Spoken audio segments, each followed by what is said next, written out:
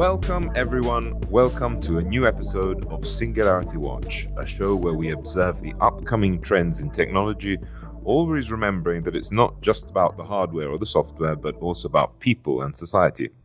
I'm Ollie, and as always, my co-host is Kavya Perlman, founder of the XR Safety Initiative, XRSI. Hi, Kavya. Hi, Ollie. Hi, everyone. I'm so excited for today's episode. Right, I know that Nancy Baker Cahill is one of your favorite artists, right? Exactly. There's not so many artists that strike me that way, Ollie, especially because, she has the ability to be original and creative in making this immersive art. And, she doesn't hesitate to take a stand, even on the most sensitive topics. I think we need more people like Nancy. Before we teleport into the interview, just a quick reminder to anyone following us, if you like what you're hearing, then please consider leaving us a review on Apple Podcast. And we're also really interested to hear any considerations you had while watching the show. So feel free to comment here on YouTube. Hey, Nancy, welcome to Singularity Watch. It's great to have you. Thank you so much for having me. I'm going to jump right in. So first thing I wanted to say is I've never really been fond of labels for people. However, in order to understand what somebody stands for, right, you sometimes need a few concepts that kind of define that. So when it comes to something like art, which is a bit like a liquid reality, it's very difficult to grasp these ideas. And I guess if you have to explain to somebody what somebody does, it becomes just hard to kind of do that. So if I had to ask you in light of that, how would you define yourself? Wow. I also, Easy question, generally eschew those. Yeah, I don't usually like labels either. I mean, I guess the best way to describe what I do, this is a sort of older way I used to describe things, but I would say that I'm an artist working at the intersection of new media, art, and activism. Yeah, I mean, I'm really interested in looking critically at systems of power and oppression, and finding ways to both examine and subvert them. Using these new tools, using these technologies, and at the same time, I'm also really interested in the body as this kind of sacred source of knowledge, and how we can use embodied consciousness to know things and to change things. Nancy, I've been dying to ask you this question for a while now, and now is my time. So how did you become NBC? Would you care to share a bit about your journey, and how did you get here? How does one become this artist who is leading us to explore so many cross-sections that are just so significant? So would you care to share? How did it all start? How's it going? And wow, that's a big question. Thank you so much, Kavya. Well, I mean, if you want me to, I can tell you how I got into working in VR, if that's helpful.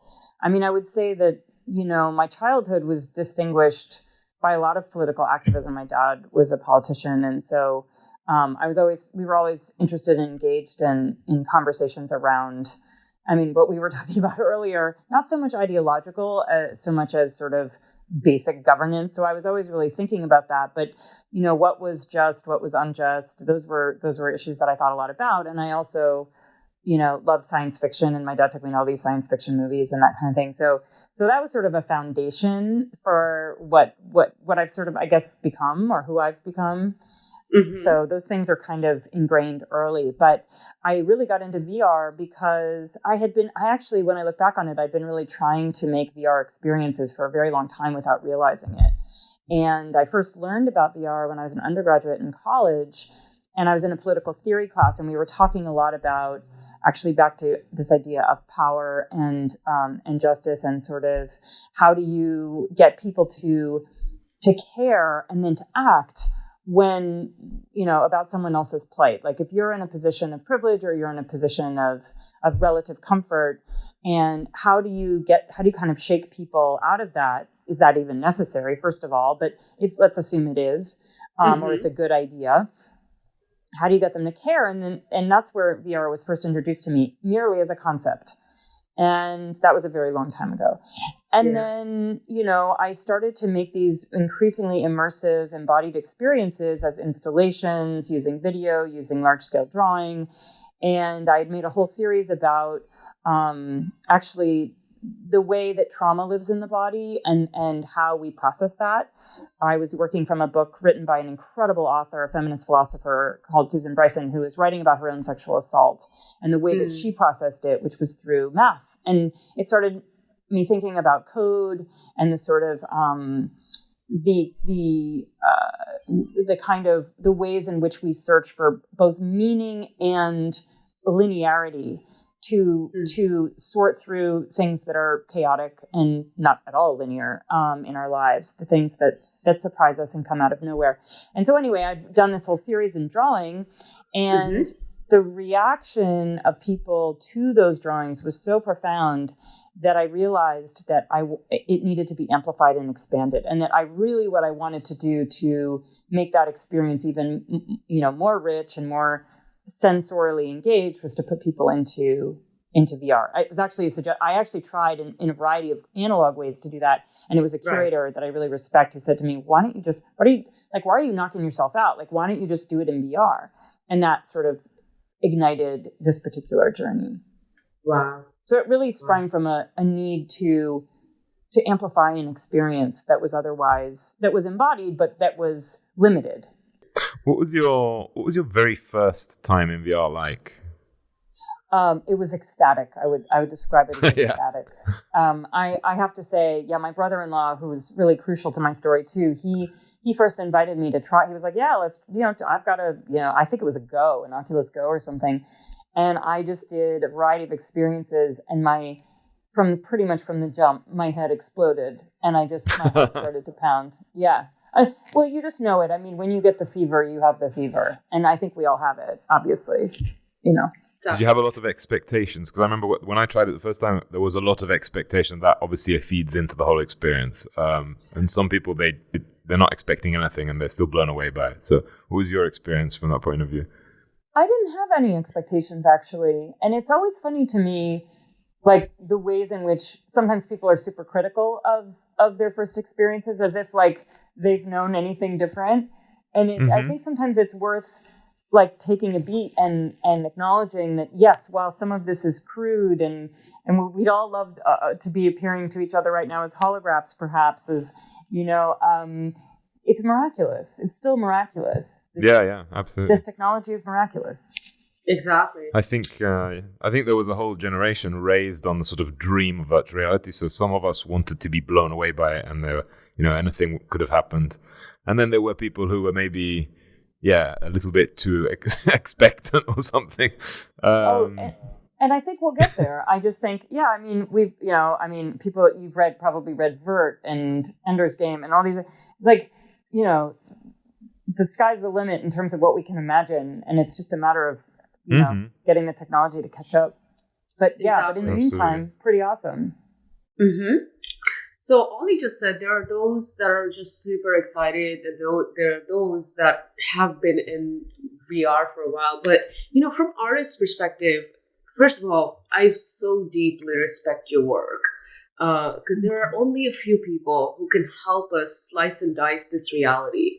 So I want to ask from, sort of your artist perspective, what if you were to tell the world, what exactly is this extended reality? And without even forget definitions, from your perspective, how would you tell the world when you invite them into your, extending reality? Or what is it that you would like to say? I really think it's an invitation into an intimacy. Like there's a kind of intimacy to it, and it's an invitation into. And I don't mean this in any kind of solipsistic way, but my consciousness. And I'm speaking about this as an artist. If we're just strictly speaking about when we create an art experience. To me, it's an extension of my consciousness, and it's an invitation to engage with that consciousness. And, the hope, of course, is that, you bring your consciousness to it and we're all changed by it. Now, that said, I think all of this, I think all of XR is a challenge to what we've traditionally understood as a type of consciousness. And it allows for us to expand the conversation, deepen the conversation, maybe take it in a direction that we can't otherwise. I really think it's a kind of language and a set of tools that we are constantly evolving, innovating, and changing. So in that sense, I think it's actually, extraordinarily powerful, and as with any tool, like, should be used thoughtfully and intentionally. Exactly. So what you're saying is so interesting that I often have tried to explain to people where they kind of get stuck in the tools, the terminology, and they forget about what it's really about is this, incredible power to share your consciousness, to share. So it's really comforting to hear that from this 1,000-foot zoomed out message. Is very consistent with what I think is this ability to just share yourself, extend your consciousness, and then allow other people to experience it. So beautiful. Thank you. Yeah, it's once you start to kind of shove aside the whole technical and the techie words and stuff, then you get to the kind of heart of these things, and I think there's a lot there that's not so obvious and probably not even talked about that much. Because it's probably not easy to talk about in some way. Something that's striking in your art is that you mix space, forms, and society. But I'm going to play devil's advocate, so I'm going to ask you something and see what you think about that. One may argue that if you make public, socially engaged art in a place that's for quite a limited audience, then there's some kind of contradiction in that. So, first of all, is immersive art only something for the few? And if not, how can we make it less so? Oh, I absolutely don't think it's something for the few. In many ways, the reason I got into augmented reality was because of the barrier to entry to a basic VR experience. So in that sense, yes, for VR, although it's becoming increasingly accessible, and Kavya and I know why, and it's not necessarily for the best reason, or rather, I should say, the means of getting there is not the best. But that was the whole impetus behind creating Fourth Wall App, was to have a larger, more public and accessible conversation around public art, who gets to decide what it is and how to experience it. And so really challenging those norms. But I also think that, part of the reason I'm really interested in projection mapping and getting into, I had a really interesting conversation with Shari Freelo from New Frontiers about this idea of public art or public space, and as a kind of contested phrase, because public itself, what does that really mean? And so I prefer talking about it as like shared immersive space, to talking about public space as shared immersive space, because we are all sharing that space, presumably in its space-time. And I know that might sound like a distinction without a difference, but I actually think it's kind of a nuanced thing. And Kavya and I were talking earlier about this project I just did in downtown LA called Luminex, where 5 or 6 artists were invited to project video on these massive, massive buildings downtown one night only. We had 13,000 people come. Well, they think 15,000, but 13,000 confirmed. And to be in literally an outdoor space, and I projected a VR drawing, actually, a VR capture, a video, was one of the more profound experiences of my life. It was genuinely shared immersive space. And I don't know, the excitement was palpable because we've all been cooped up for so long. So most people claimed they were vaccinated. Most of them wore masks, but it was pretty extraordinary. And that felt, and it was literally, it was intended for the neighborhood downtown, but people from all over came. So it was like probably the most diverse audience I've ever seen. And it felt wildly accessible. It was sort of a dream accessibility, far more accessible even than AR. So, and as far as the AR is concerned, I've made the app free. But we all know that not everybody has, a mini computer in their pocket, and this relies on a certain generation of quote phone to operate. And that's, it's like always trying to just push into where are the spaces where we can be more available to more people. Mm-hmm. Well, at some stage, I suppose all this will be available to most people, I guess, right? Presumably, and whether that or not that's a good thing remains to be seen. Yeah, you certainly hope that the content is compelling enough that it is, but I think we're going to be seeing a lot of junk too. I think the problem is that the more people adopt a medium, the more the medium tends to then be invaded by a certain type of, clickbaity or whatever you want to call it, type of content. So, well, because money gets involved. Yeah, yeah, exactly. There are things That's to sell, thing, isn't it? Always things to sell. Yeah. In April, the BBC published The Year the Earth Changed, a documentary directed by Tom Beard and narrated by David Attenborough, who's a real favourite of mine, talking about the positive impact of the global pandemic and the lockdowns on the natural world.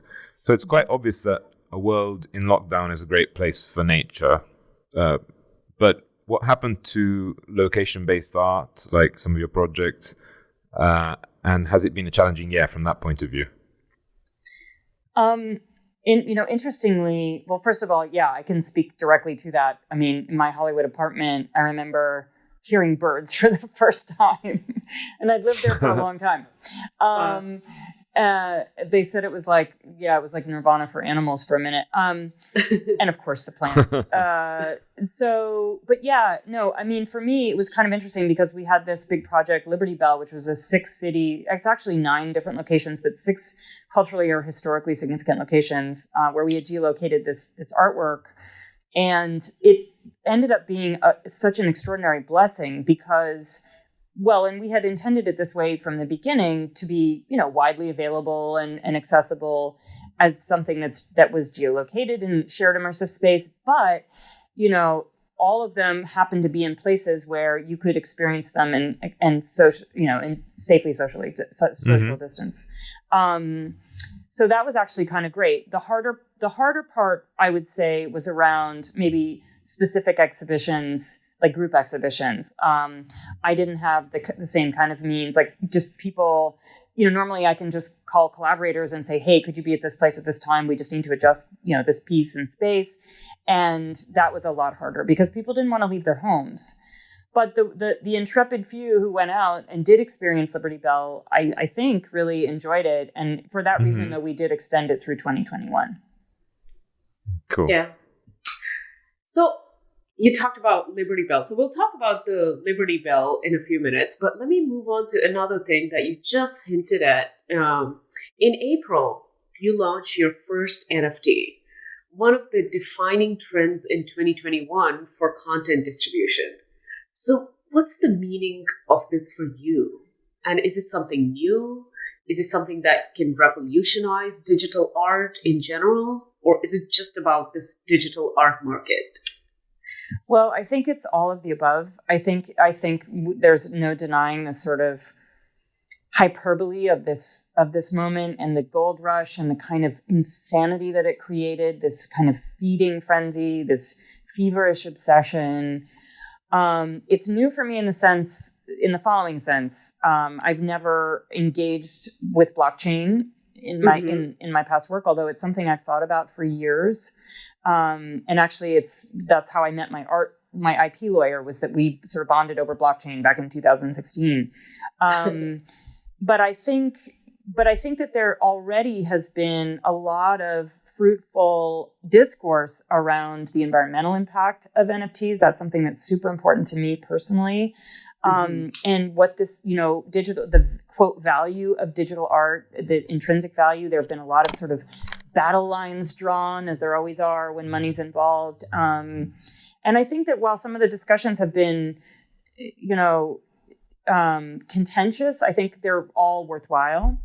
And I really see it just as another sort of platform, tool, medium to engage, to advance the causes that I'm personally interested in. So the big collaborative project I have coming up, which is an NFT. I'm working on a project that I developed, and it's called Contract Killers, and thinking a lot about smart contracts, thinking a lot about the why of art, like why are artists so drawn to the idea of NFTs? This was the original impetus.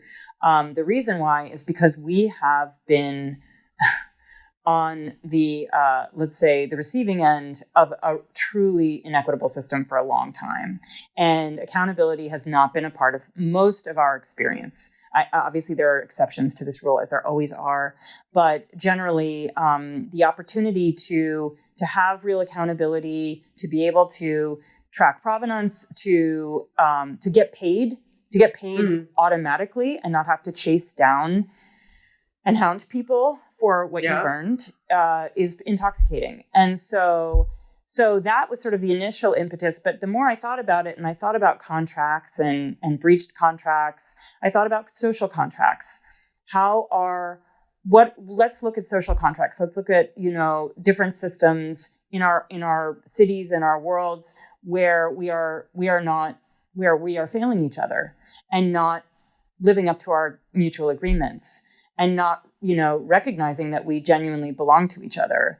So it became about that. And so I created an AR animation of a handshake dissolving.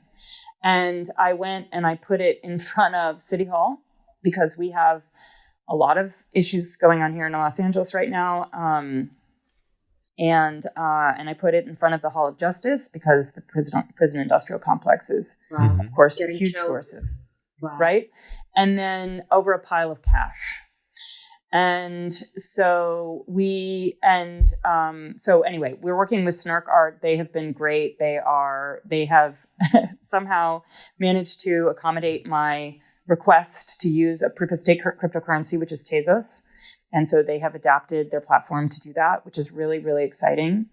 And because, of course, there's this contract I imagine with the earth, back to the environmental impact of the pandemic. But how do we also care for, our environment in this process? So it's really a very socially conscious piece. It's not intended to be preachy so much as it is to raise questions and inspire some discourse around agreements.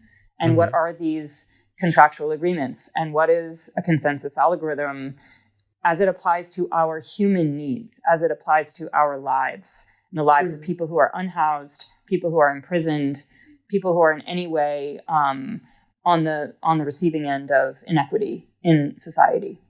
At the end of 2020, we shared the virtual stage at Hirshhorn Museum, discussing about surveillance technologies as a human right issue. And so again, we're talking about the space around us, the physical, the virtual. Some of these surveillance tools are visible, but many are invisible, and yet they exist and influence our lives as citizens and as physical and digital humans. So what's the impact on art, and especially on this sort of socially engaged art of all that is converging right in front of our eyes? What a great question. As you know, this is our shared obsession. Maybe it's one of many, but this is particularly important to me as an artist who uses geolocation, as an artist who uses VR. I guess I do have a Quest headset, but the kind of extractive practices are of not just obviously XR technologies, but technologies in general.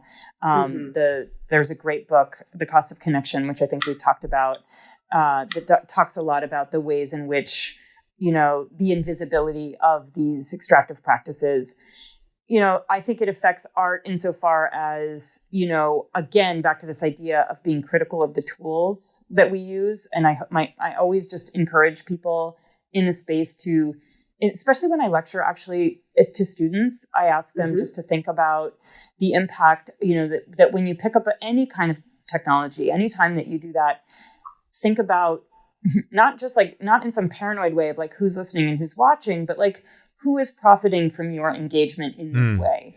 And why does it matter? Why do we have to be mindful of these things? And you and I have talked a lot about people who think, I don't have anything to hide, and how that is actually a very dangerous position to take, because it absolves you of your participation in this larger, networked endeavor in the surveillance economy. And I would also just say that when you talk about socially engaged art, as someone with an unapologetically political platform that relies on geolocation and precise location and location services, it's something that I always feel I should disclose to my collaborators and say, look, I don't collect any data. I have no idea who's using the app. I don't want to know who's using the app. But if we are going to do some, if we're going to geolocate a political piece, it's going to know where you are and maybe who you are. And that's a risk that we're taking. Although we've also discussed that even if you weren't necessarily using those tools, the geolocation and location services or whatever, or GPS, there are other ways of, you can be found any number of ways. So it's not just like, it's not kind of all on that, but, those are things that we all need to think about. And I also think that while that felt maybe a little more urgent, let's call it before January 20th, I don't think that for 1 second we should let our guard down or, stop having that conversation just because there's a different administration. I think that this is an ongoing issue and there are any number of layered, complex forces at work. So. Oh, and you're obviously referring to, this turn of administration in 2021, January 2021, that caused a whole lot of, hope in America, but the hope should not lead us to become complacent again. We have to absolutely stay engaged. Mm-hmm. Absolutely. We learned that the hard way the last time.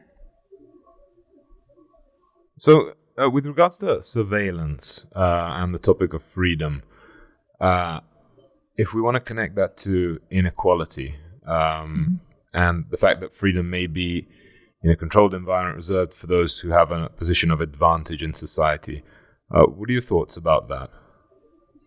I think that you actually just said it yourself. I mean, I think that,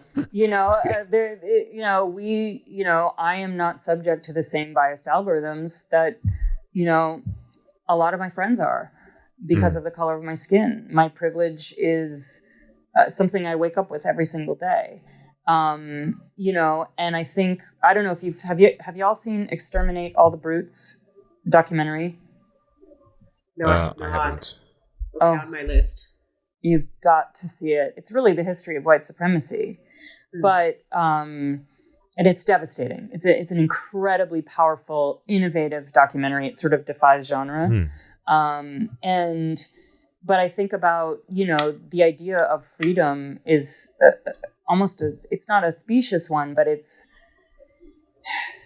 an almost unachievable ideal. What is freedom anyway? That was really the question of Liberty Bell is here we have this quote founding principle in a country that was, established through genocide and has continued to oppress, brown people from the beginning.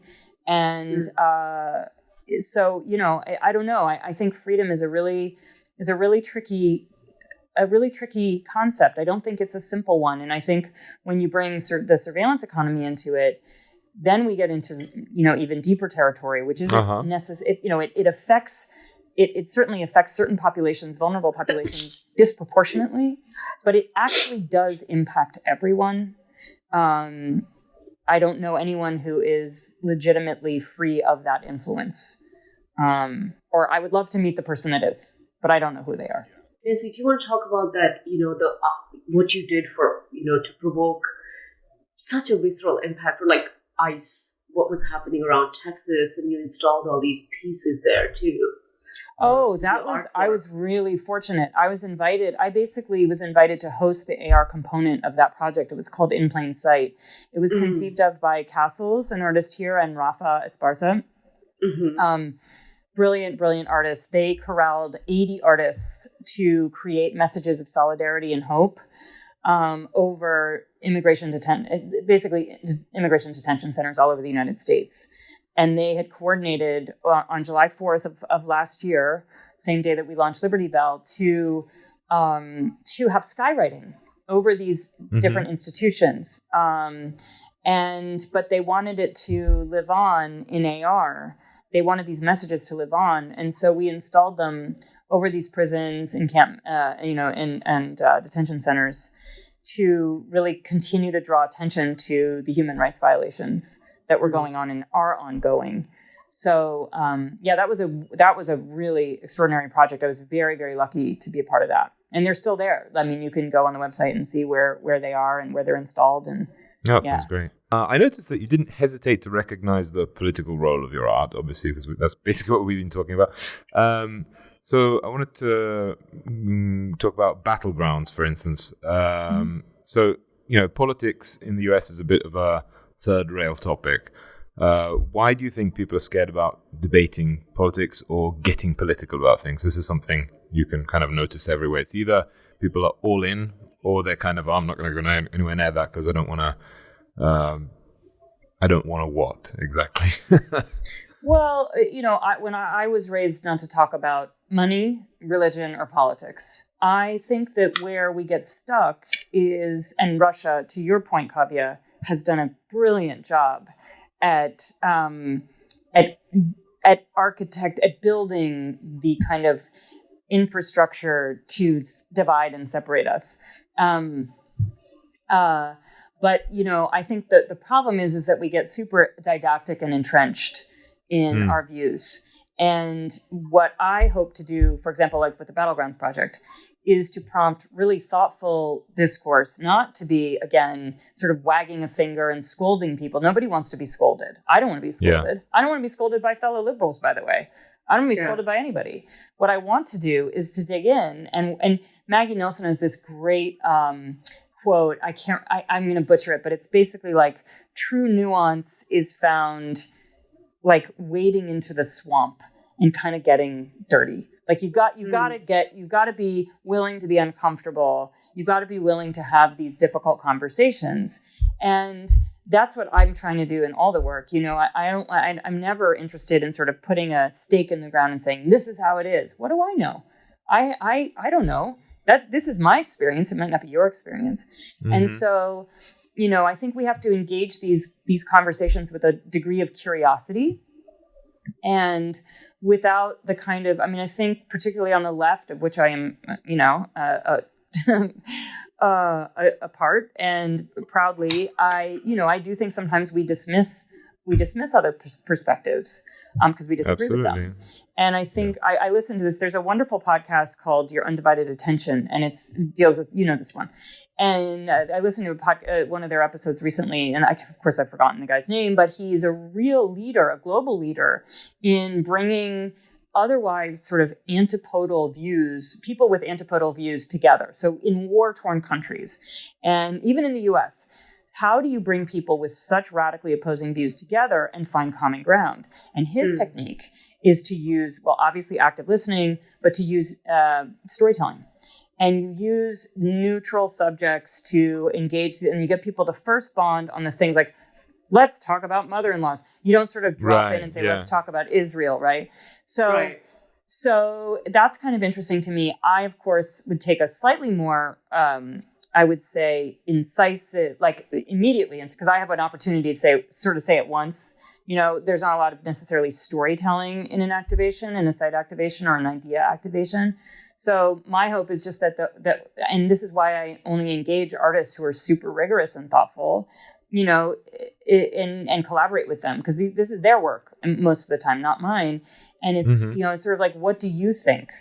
And inevitably they're saying something of extraordinary value, but it's not, but it too is complex and nuanced. And my hope is that in the embodied and engaged experience of the immersion, and sometimes with sound, sometimes just with the, in the site itself and the image, that the viewer will reconsider or consider an idea perhaps in a different way. That's all we can do. I'm not going to change anyone's mind.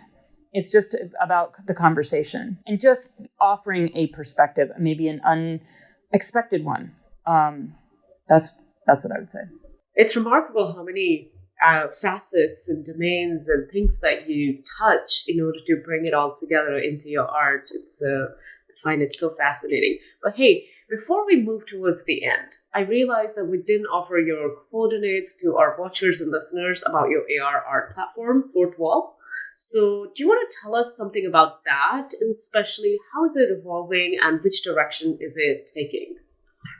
Oh, that's so nice. Okay, yeah. So Fourth Wall, it's the number 4, TH Wall. and it's available on Android and Apple.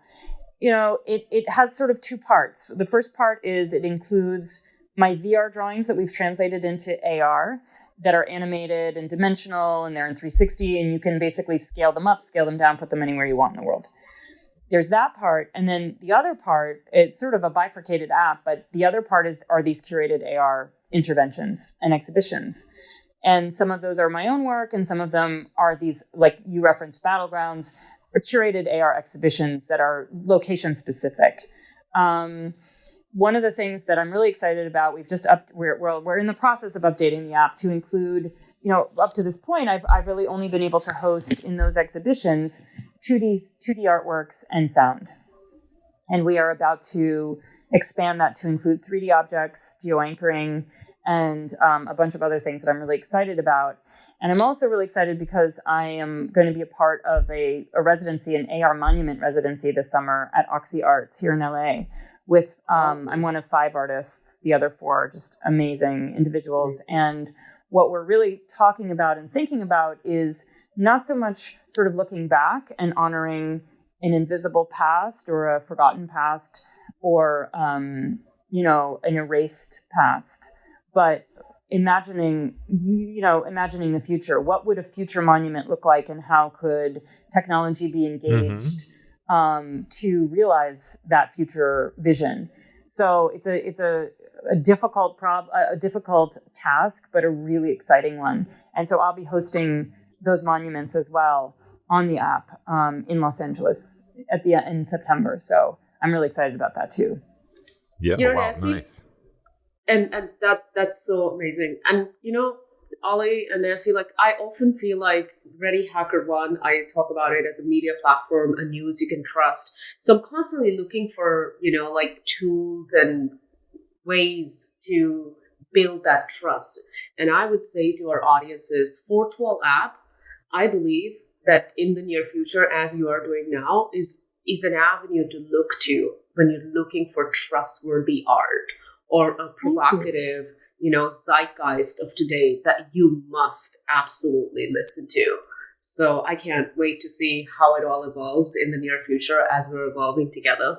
But that brings me to my last question, is about singularity. So every episode, when we conclude the episode, sometimes when we begin the show, we ask our guest, what does singularity mean to you? And where do you see that singularity is occurring now, or is it going to occur in the future? Or, whatever it means to you, whatever message do you think that we should derive out of it? What would you say to that? I love that question. I don't think I have dystopian fears, but I have a more protopian approach to things. So I certainly can envision and imagine a world of pure singularity. On the other hand, and I think that we are getting closer to that with, Neuralink, with all of these, certainly with the way that these algorithms control our behavior already.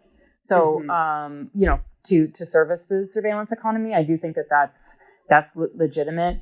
A point that I heard more recently that I just thought was chilling, but also a kind of call to action, was actually with Yuval Noah Harari, who was talking about AI companions and a world in which all of our needs are sated, where our playlists are curated, basically every need, with like smart what are they called? Smart AI appliances agents. or whatever. Like you walk in and it knows that you're tired and this is what you need to eat or whatever. Kind of extrapolate it out into the future. And I kind of feel like, and he talked about how, while all of those things, as with everything, right? The things that are easy, the things that make our lives more convenient are often the things that endanger us the most, in terms of our behavioral training and our dependency.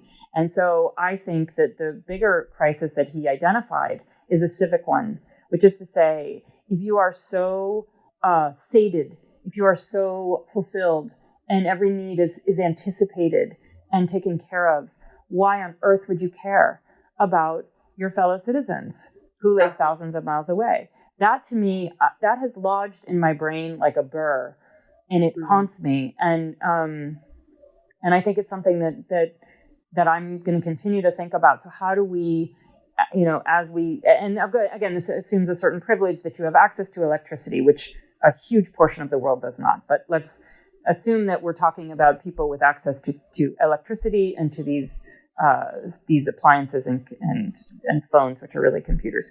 So I do think that's what I personally want to start beginning to think about, how to push against and how to continue to invite conversation around the needs of others, and the fact that we, again, not to sound corny, but we do belong to each other. And how can we use technology to remember that and to act on it? So that's what I think. Well, that was pretty interesting. Mm-hmm. And I can honestly say that your words and your art has had tremendous impact on me. And if it wasn't for you, we wouldn't have this XR Safety Artist Grant. After speaking with you and looking at your art, it was too obvious that artists are the saving grace here. We're going to look deeper and tell people what's coming for us in a way that could be understood, that provokes this visceral response, that creates this global impact and response. So once again, thank you so much. And thank you. Yeah. Thank you, Nancy. Thank you very much for coming. I hope one day I open my eyes and go up to the window and I'm able to see Nancy Baker Cahill's, artwork all just kind of augmented in front of my marina, in front of my building. Wouldn't that be nice? That would really make my day. Yeah, I have some good places in mind here in Italy too. By the way, Kavya, we're approaching the end of this first season. How do you feel about that? Well, we still have so much exciting track to cover, so many exciting places to visit, and journey to take on. So before we take a break, keep following us. You can find us on readyhackerone.com, on YouTube, Twitter, Facebook, and all the main podcast platforms. And thanks to Marco, Tim, and David for making this show possible.